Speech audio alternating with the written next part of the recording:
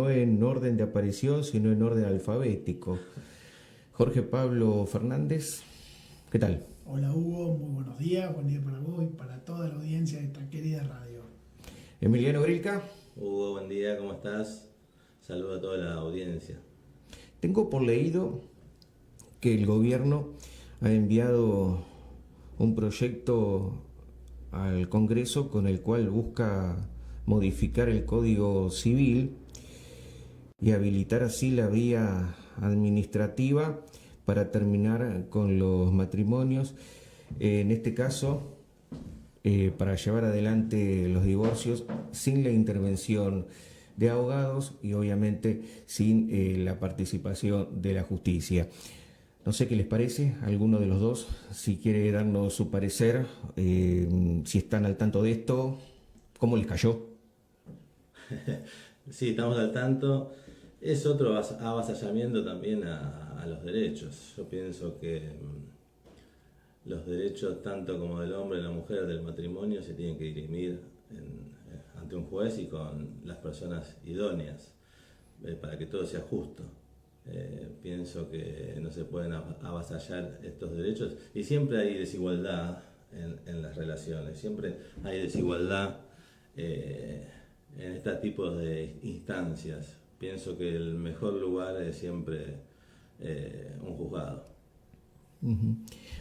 Jorge, ¿algo para agregar? Sí, por supuesto que a mí me encanta esto, también estoy al tanto. Se llama Proyecto Hojarasca, la ley, el proyecto de ley que presentan, que busca derogar 300 leyes aproximadamente, de las cuales la mayoría son de la época del Congreso, del proceso militar. Pero, entre otras cosas, plantean esto del divorcio administrativo sin abogados y sin jueces. Yo, la verdad, en los años que tengo como abogado y en los divorcios que he hecho, rara vez, aún siendo como un acuerdo, encuentro entre marido y mujer paridad en lo que hace al poder económico, incluso social o de posibilidades de inserción o reinserción laboral, ya sea porque uno acumuló el dinero que hace el patrimonio social de la sociedad conyugal, el dinero del matrimonio, o porque tiene una empresa, o porque por lo que sea. El otro muchas veces se dedica a las tareas domésticas, a acompañar a este para que se desarrolle él y el capital de la familia. ¿Para qué te parece que existen los abogados y los jueces? Si no es para velar por los derechos del más débil al momento de disolver una sociedad conyugal de esa. Porque dejarlo en plena libertad y dependiendo solo de que vayan, por ejemplo, al registro civil y digan, nos vamos a separar, ¿cómo van a repartir los bienes? ¿Cómo juega ese poder de negociación desigual como sucede en una relación laboral? Es como decir mañana, si hay un despido por mutuo acuerdo, no hace falta que se haga ante el Tribunal de Trabajo para que nadie controle si hubo o no presión de la patronal para despedirte.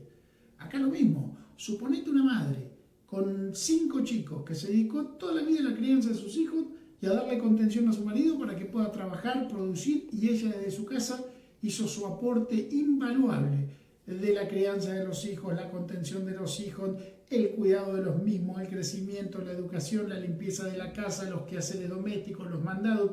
Y mañana se van a separar. Él es un empresario próspero y ella una ama de casa con 5 chicos.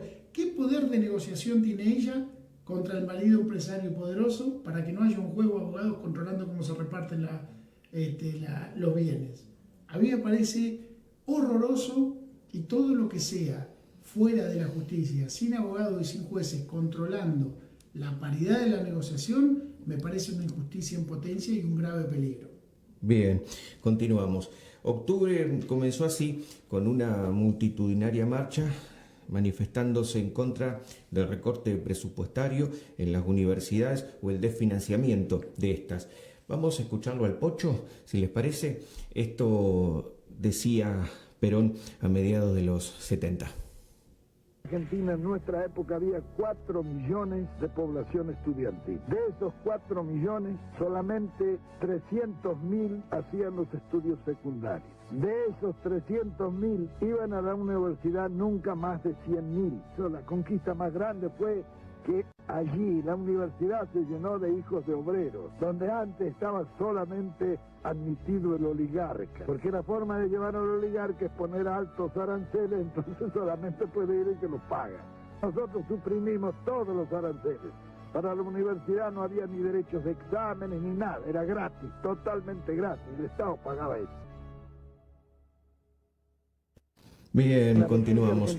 Son exactamente las 12:31.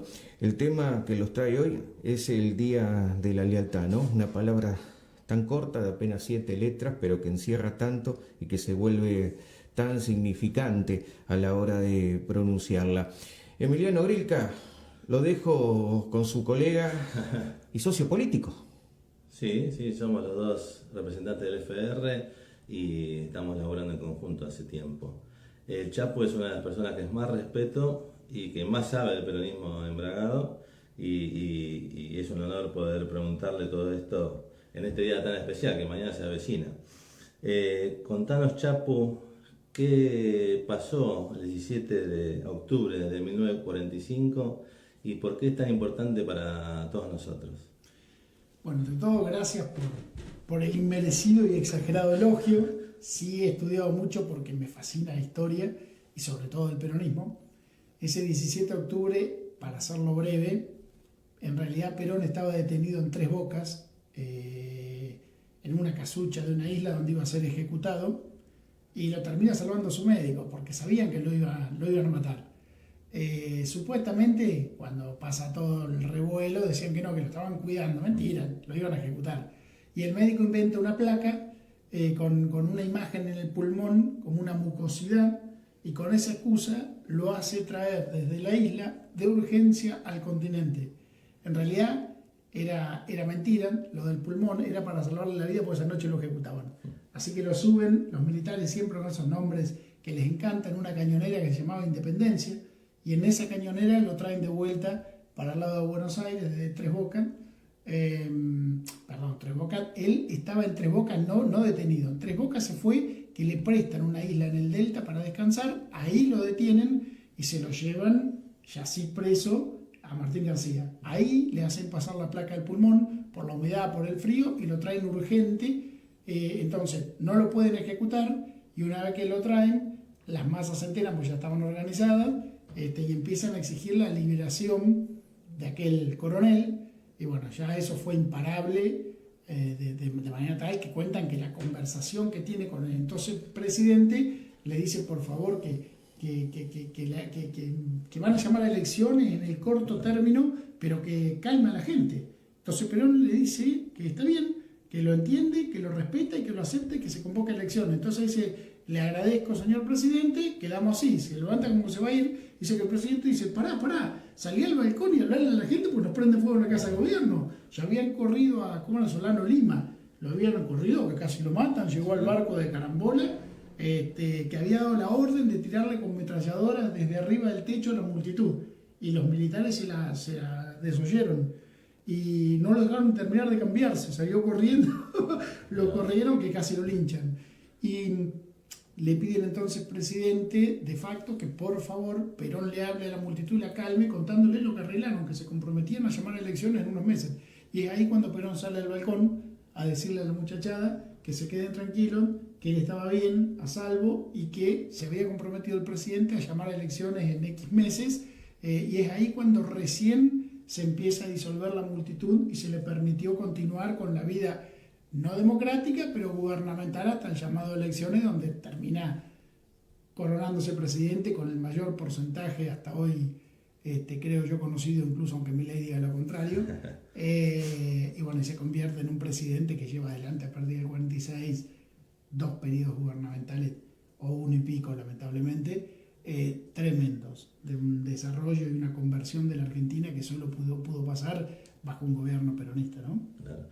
¿Por qué crees que toda esta gente, todos los sindicatos, el pueblo, qué sentimiento los llevó a convocarse y a pedir por la libertad de Perón? Mirá, qué buena pregunta. Acordate que él, en realidad, lo querían denigrar y lo querían hacer desaparecer, porque ya formaba una gran interna dentro del propio ejército, donde estaban los conservadores, con un archienemigo de él que era un cordobés, y él ya generaba, digamos, estas expectativas en las propias tropas que lo empezaban a seguir. Entonces, piensan que se lo sacan de encima, mandándolo a la Secretaría de Trabajo y Previsión, Justo. que era un subsuelo que no tenía luz. Él puso luz en el subsuelo y desde ahí comenzó a trabajar. ¿Por qué trabajó? Por los derechos de los trabajadores. En ese momento había muy pocos estatutos. Creo que estaba comercio, bancario, zapatero, que era muy fuerte. En ese momento no había mucho más. De hecho, la jubilación cobraban solamente comercio y bancarios, que eran menos del 9% de los trabajadores del país. Y comienza, el primero y el más simbólico fue el Estatuto del Peón Rural, que su madre, estando en un pedazo de tierra que hasta hoy pertenece a la sucesión de Juan Domingo Perón, en Sierra Leona, son creo que 7 leguas, en la montaña, toda piedra. Pero tenía unas ovejas, unas cabritas, y cuando él pone el Estatuto del Peón Rural con un piso de sueldo, menos de eso no se le podía pagar a un trabajador que trabaje X horas y tantos días, cuentan que la madre le escribe una carta y le dice: hijo, ¿pero usted me quiere fundir? Dice: ¿cómo hago yo para pagarle a 2 peones acá en este cuadrado de piedra? Y dicen que le contesta la carta y le dice: madre, si no puede pagar 2 peones, cierre la tranquera y vaya a hacer el campo. O sea, era para todos. Y así fue como fue reconociendo los sindicatos. No solamente personería, los organizó en 2 patas grandes, una de las 62 organizaciones y otra la CGT.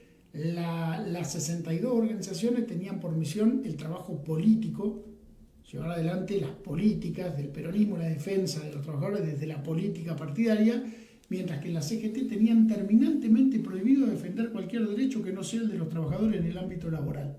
Nada que ver con la política. Ellos no podían hacer política partidaria. Los que quisieran eran las 62 organizaciones. Así organizó los sindicatos, le reconoció derecho a cada tipo de trabajador y universalizó las jubilaciones, entre tantas otras cosas, ¿no? Que solamente la gozaban yo creo que menos del 8 o 7% de los trabajadores tenían derecho a una jubilación, y él hizo que todo el mundo que trabaje y aporte tenga su jubilación. Así que yo creo que esto fue uno de los grandes motivos por el cual alguien gritó en un paro ferroviario, fue la idea de un ferroviario, decir: viva Perón, el primer trabajador, porque hubo un paro que amenazaba terminar como muy sangriento y lo llaman a él para negociar y baja, lejos de ir por el ejército, con armas, negocia con los trabajadores, reconoce derecho y se disuelve inmediatamente el paro porque era justo lo que reclamaban, y dijo que era justo lo que pedían, se lo tenían que dar, como hizo también en la Forestal, la estancia de los ingleses que acuñaban su propia moneda, el día que lo mandan como militar a intervenir para sofocar un reclamo de trabajadores que más que trabajadores eran esclavos. Claro. Ellos cobraban con la moneda que emitían los ingleses dentro de la estancia y solo podían comprar en la pulpería de la estancia, que era de un amigo del dueño, a valores irrisorios. El 80% de la población masculina tenía sífilis y no se los atendía. Más del 70% terminaban muriendo de sífilis. Cuando fue y escuchó el reclamo de los trabajadores, lejos de defender a los estancieros, se puso al lado de los muchachos. Claro. Estas cosas fueron forjando un Perón carismático, que hacía lo que decía, que defendía lo que creía y que por sobre todas las cosas creía en la justicia social, en los derechos del trabajador, en el ascenso social y en tantas cosas que fue mostrando después cuando llegó al gobierno y comenzó a plasmarlo con políticas de Estado que aún hasta nuestros días muchas de ellas perduran y perdurarán por siempre seguramente, porque están imbuidas de algo que falta muchas veces, que se llama sentido común. Sí, ¿van a subsistir más allá de Milei? Yo espero que sí, confío que sí. Estas cosas mesiánicas que aparecen de golpe y que además le hacen pagar el costo a Perón. Y cuando digo Perón hablo del peronismo, y cuando hablo del peronismo no hablo del partido político, no hablo del movimiento social, hablo del peronismo como cultura. Y hablo del peronismo como cultura de la cultura de los pueblos originarios. Yo digo a veces defender el peronismo más profundo, la gente se confunde, lo trivializa, piensa que uno está defendiendo al PJ, y más allá que lo defienda también y lo comparta, el peronismo en sí es una forma de vida. Una forma de vida donde el primero y principal respeta el medio ambiente, donde lo primero que te dicen que la casa común y la única casa que tenemos en el planeta y hay que cuidarla, donde sus políticas son profundamente humanistas, pero a su vez te dicen que el ser humano no es dueño de todo, sino parte de todo, no está por encima de la pirámide, sino al medio formando parte de un todo, donde realmente, como te decía recién, termina siendo el sentido común. Cualquier cosa como Milei, y lo digo a cualquier cosa como Milei, que pretende implementar políticas que vayan en contra del sentido común, de la supervivencia y la dignidad del ser humano, tiene que terminar mal, porque cualquiera de estas leyes que están sacando, y vas a ver con el tiempo, van a empezar a generar mucha litigiosidad. Toda norma que termina en los tribunales no es buena para la sociedad, y lo más importante es que no está reflejando ni la realidad ni la necesidad de la gente. Por eso yo creo que lo de Milei va a ser un trago amargo en la historia de un país con mucho potencial, donde tiene que volver a reinar el sentido común y el bienestar de todos los argentinos y argentinas. Totalmente. Una de las características del gobierno, los principios y valores que nos dejó Perón fue la facultad, la educación gratuita y de calidad. Fue la movilidad social ascendente, que el hijo del carnicero, que el hijo del ferretero puedan llegar a tener un título y ser un doctor. Decía mi hijo el doctor. Sí. ¿Eso está en juego ahora? Claro que está en juego. Yo creo que todos los principios, esos de los que hablamos, están en juego. Están en juego los derechos de los trabajadores con la ley base y la pretendida reforma laboral, que para mi gusto es muy regresiva y por lo tanto casi todo inconstitucional.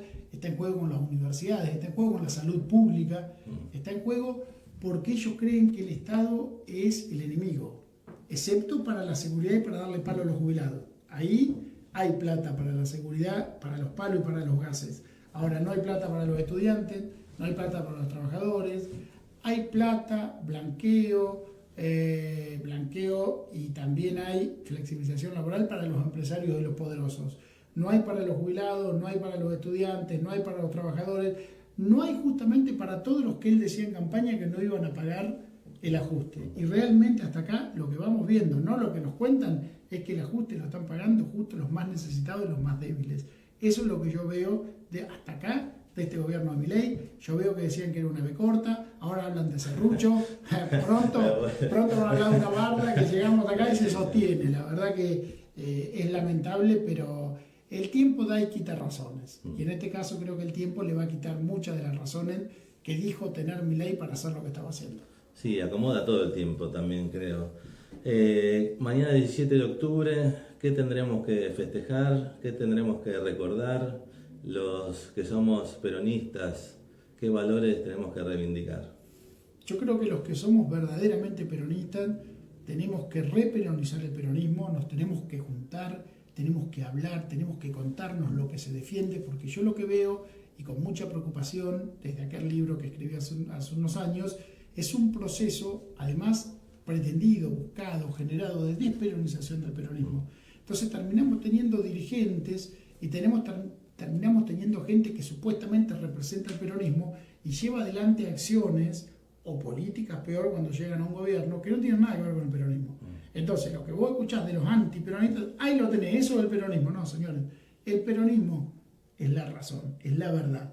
El peronismo es la esencia del ser humano. Todo, para mí, sin fanatismo lo digo, es escuchar a la gente, sus necesidades y brindar respuestas.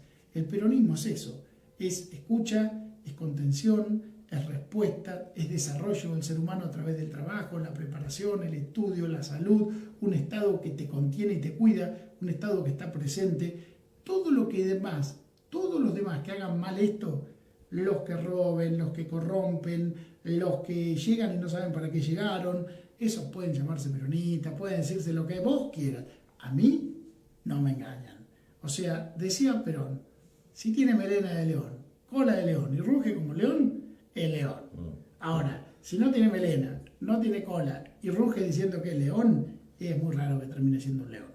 Seguramente. También se caracterizó por el desarrollo social, evita también con todos en el sector de salud, con los torneos Evita, con el deporte, asistiendo siempre al más necesitado. Vos ves que los gobiernos peronistas, sin dar nombres en general, están abocados a esto y dan ejemplo de esto. Mira, justo te decía recién, sin saber que me ibas a comentar esto, algunos sí, otros no. Por eso te decía, hay que reperonizar el peronismo para que los compañeros, las compañeras sepan lo que es un gobierno peronista y qué esperar del mismo. Y también sepan identificar que cuando un gobierno que dice ser no da respuesta en estos temas, Un gobierno que es peronista no puede dejar tocar las universidades públicas. Un gobierno que es peronista te garantiza una salud pública de calidad en honor a Ramón Carrillo. Un gobierno que es peronista genera empleo, como pasó en el 73, la única vez en la historia de la Argentina con 100% de pleno empleo. Un gobierno peronista respeta los derechos de los trabajadores y no deja pasar por alto la ley base callándose la boca. Un gobierno peronista no permite que se le mete los dedos en el bolsillo a los jubilados, le otorga la jubilación y le otorga también la posibilidad de pagar moratoria para jubilarse personas que terminan siendo indigentes, fuera del sistema y sostenidas por la salud pública, es decir, paga por todos igual. Un gobierno peronista busca dignificar, que se desarrolle el ser humano, que se realice en familia y a través del trabajo. Todo gobierno, de cualquier índole, que no preste mucha atención a estas cosas, a la seguridad social, a la salud pública, a la educación pública y de calidad, al desarrollo del ser humano, a la generación de trabajo genuino y a la dignificación a través del trabajo y sobre todo un salario digno, puede decirse peronista, puede autopercibirse peronista, pero tener por seguro que de peronismo tiene menos que Menem. Bueno, hay que estar atento entonces a todas estas situaciones. Vos que estás en la calle, yo te veo mucho, yo te cruzo siempre ahí por el centro y charlas mucho con la gente. ¿Cómo la notas a la gente? ¿Alguna falencia? ¿Cuál es la preocupación en la calle? Yo creo que la sensación es de mucha angustia. Hay mucha angustia, no ven respuesta del Estado, empiezan a descreer de Milei. Muchos de los que vos te cruzabas y te decían que confiaban ciegamente, ya ahora están dudando y lo muestran los primeros números que encuestan. Yo noto a la gente desorientada, empiezo a escuchar quejas que a veces la gente no diferencia entre un gobierno, otro, habla de gobierno, y quejas, y empieza a haber quejas que hasta ahora era como que estábamos en un proceso de tolerancia, esa mielcita de la política que le llaman, que son los primeros meses de un gobierno, que me parece, claro, que se van terminando. Es más, creo que la irrupción del fenómeno Milei es justamente por el agotamiento y la paciencia de la gente hacia la política, y lo que noto es que empiezan como a correrse el velo de lo que pensaban que iba a ser, están viendo una realidad que nos toca a todos y vuelve a haber ese fastidio, ese malestar contra todos, contra la clase política, me parece que es la cuestión, que es mucho más grave, porque la política es apasionante como ciencia, como actividad, lástima a algunos políticos. Sí. Para terminar, y lo dejo a mi amigo Hugo Raro, ¿se festeja el Día de la Lealtad Peronista? ¿Se conmemora? ¿Qué hacemos los peronistas en este día? ¿Qué hacemos? Juntarnos y hablar del peronismo verdadero que queremos. ¿Y cómo vamos a ser capaces de generar un programa de gobierno que saque adelante al pueblo? Eso es lo que deberíamos hacer.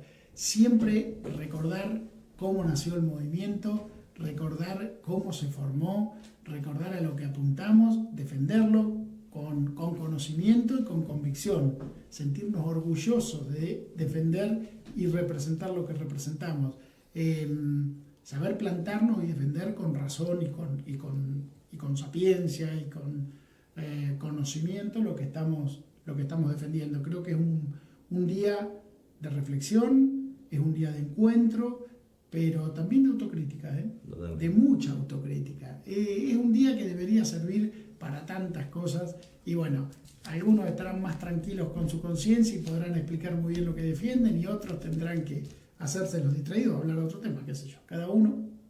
Sí, perfecto. Y ¿cuál es la autocrítica?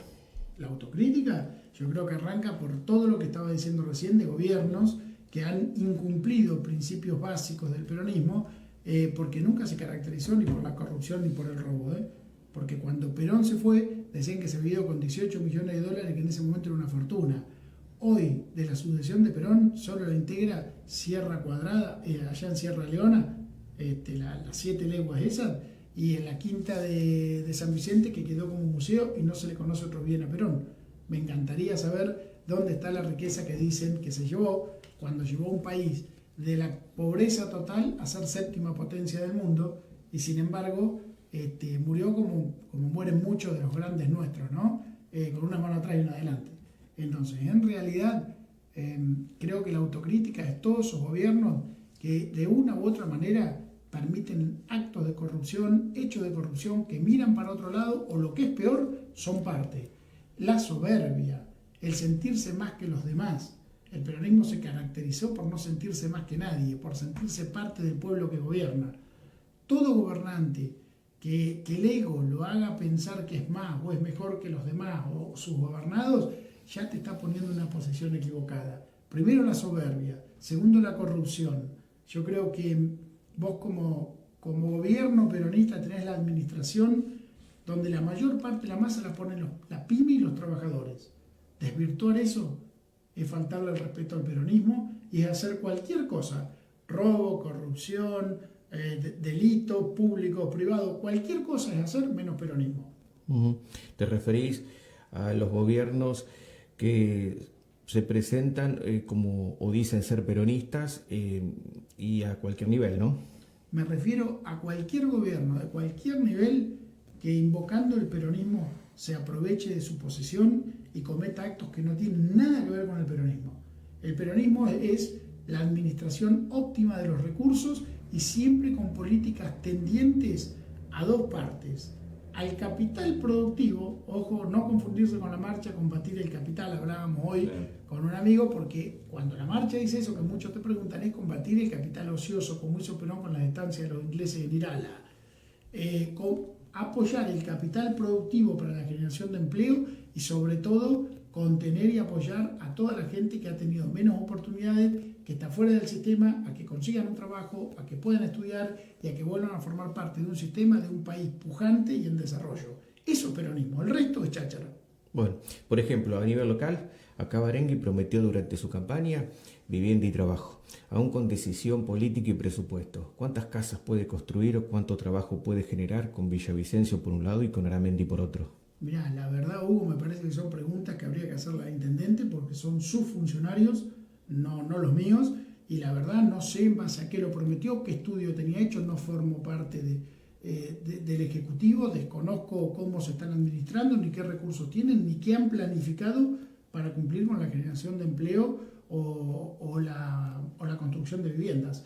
La verdad que me parece que es más una pregunta para él o para alguien que esté dentro del Ejecutivo, que te puede explicar con conocimiento, porque yo te puedo dar una opinión, pero es mera opinión, no es conocimiento, sería una falta de respeto a la audiencia, porque no conozco, no sé los números, no vi ni siquiera la primera rendición de cuentas, por lo tanto, porque vos aprobás un presupuesto y después de ese presupuesto durante años le explico a la gente, el intendente tiene facultades de ir redirigiendo recursos de las partidas. Entonces, no sé si redirigió recursos al fomento de empleo, si redirigió recursos a la construcción de viviendas y a comenzar un plan de construcción ambicioso. Yo la verdad que lo desconozco, esa es la pura verdad.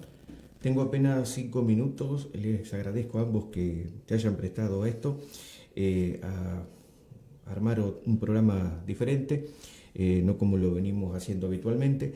El que sí está algo enojado, bastante molesto por el hecho de que el bloque oficialista viene acompañando los distintos pedidos de informe de la oposición, es el secretario de gobierno Juan Leri, el secretario más político del gabinete, manifestó su sorpresa, su enojo, su molestia para con ustedes, que vienen acompañando a la oposición, aprobándole los diferentes pedidos de informe que estos presentan. Bueno, el año que viene hay elecciones, que se presente como concejal, vaya al consejo y se oponga a los pedidos de informe. Porque cuando nosotros presentamos pedidos de informe el año pasado a Gatica, ellos siempre lo acompañaron. Siempre. Porque además, si vos haces las cosas bien, no tienen por qué tener problema que le pida el informe. Es lo más normal que en una vida democrática, donde hay 3 poderes, por ahí él tiene una formación demasiado policial, pero nosotros somos un poder independiente. Entonces, si quieren conocer desde la oposición determinadas cuestiones y hacer un pedido de informe, ¿por qué deberíamos oponernos? O al menos, si vos querés que nosotros nos opongamos, danos fundamentos. Si prácticamente yo no he tenido diálogo con Cuarley a nivel gubernamental desde que asumí. Entonces, ¿qué puedo saber que tengo que decir que sí, que no y por qué? Si vos considerás que un pedido de informe es dilatorio o por molestar, vení, sentate con el bloque, explícanos por qué considerás que hay que hacer eso y lo vamos a hacer. Pero yo, la verdad, hasta ahora también hay que decirlo, nos han dado libertad total y los pedidos de informe por una cuestión de transparencia siempre se acompañaron. Si un día no habrá que acompañarlo, nos llamarán y nos dirán, mira, esto no lo acompañamos por tal cosa. Hasta ahora eso nunca pasó. Así que díganle a Cuarley que tiene un jefe que se llama Barengui, que hasta ahora nunca jamás nos condicionó a aprobar o desaprobar ninguno. Bueno, qué revuelo que armó Cristina, ¿no? Con su aparición esta semana como candidata a presidenta del PJ Nacional. Primero la patria. Primero la patria, parece, no sé. Armó revuelo, correcto. Y lo que hablaba recién el Chapo, que cuando uno es peronista tiene que reivindicar estos valores, estos principios y dejar los egos de lado. Y a veces hay que correrse. Uno cuando ya cumple un tiempo en la función pública, un tiempo en la política, en el escenario público, tiene que dar espacio a los demás. Pienso que en Nación, como acá en Bragado, hay muchos jóvenes, hay mucha gente con muchas ganas de laburar, de hacer las cosas bien, y terminemos con esto de siempre lo mismo. Yo, por lo pronto, quiero que se renueve, primero pensando en Bragado, que es lo principal, y que muchos chicos, a través de la charla del Chapo, que conozcan el peronismo, el Día de la Lealtad, los principios, los valores, todo lo que nos trajo Perón, empezar a contagiar a estos pibes, chicos, chicas, y que se empiecen a meter en la política, que no es una palabra sucia ni mala, la política es extraordinaria y es laburar para el otro. Entonces, porque si no, quedamos los malos, quedamos nosotros los malos, quedamos, hay mucha gente mucho mejor que nosotros que está ahí esperando para laburar y hacer las cosas bien para Bragado. Lo mismo desde mi humilde lugar le diría a nuestra Cristina. Bueno, para el que arme la nota mañana ya tiene un título. Tendremos que reperonizar al peronismo. Sí, bueno, sí. Ya no sé quién la va a armar, pero una sugerencia para quien lo haga, ya tiene un título, o por lo menos uno de los posibles títulos para la misma. Cerramos acá.